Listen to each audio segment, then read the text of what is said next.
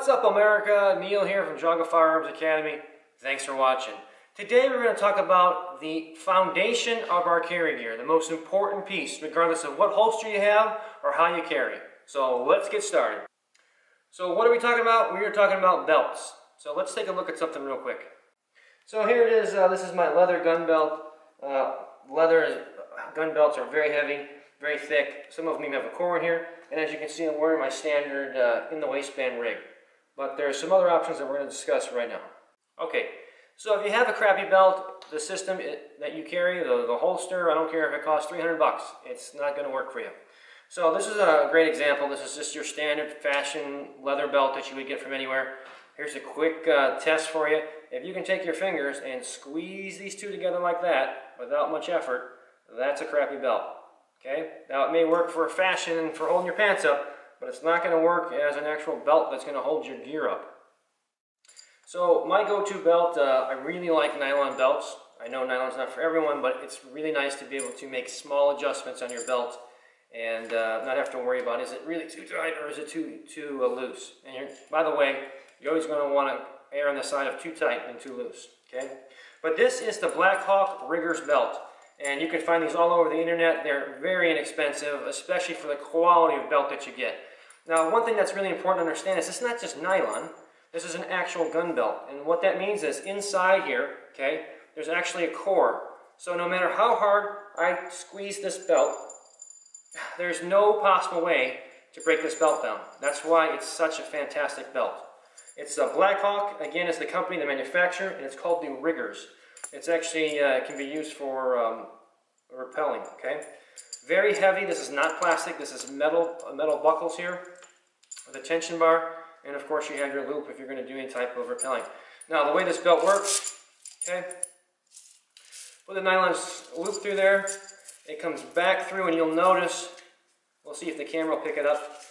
There's a little grippers here. So I'm going to bring this up to the camera here. So there you go. You can see where the actual traction is, the cross hatching there, where the belt actually goes through that portion here and actually adds tension on itself, and then it velcros again to there. Okay. Some people even choose to actually cut this. They're not going to do rappelling. Actually cut this strap off and this buckle portion off. It doesn't really bother me. There's an actual Velcro here that retains it, so you don't have to worry about it. I use this belt almost every day, especially at work. Very, very sturdy. It holds everything where you want it to be. So when you're wearing your holster, wherever the position is that you choose to carry with, this belt is going to keep it nice and steady. So why is it so important that we have a solid belt, and why is it all built up like this, and why is there a core in here? You guys have to understand that right from the beginning, if you have to draw a firearm from concealment, from a holster, whether it's concealed or not, you have to get a good purchase on that weapon immediately. You're not going to have time to take it out and then fumble around with it trying to get a good grip, obviously. This is going to be a life or death scenario in most cases, and we got to get a good grip. So if that belt moves up or down when you're trying to get a good purchase, and up as you're trying to pull it out, and you can't yank it out because it moves 2 inches, and you lose that time, that's precious seconds that you need, especially when your life is on the line. So you want that belt to be solid, that holster to not move. Grab it, get your hand in there, get your thumb behind the firearm, get a good purchase nice and high, pull it out so you're ready to do whatever it is that you need to do to stop a threat at that time. So whether we're going to get the nylon version or a leather version, just make sure you guys spend a little extra money to go and get actual gun grade belts. Almost all places that sell holsters also sell belts, so that's usually a good resource to get them.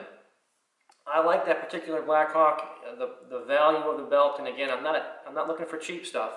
I'm looking for high quality stuff, but if the price is at a great price point, then what's all the better. So that does represent a great value there.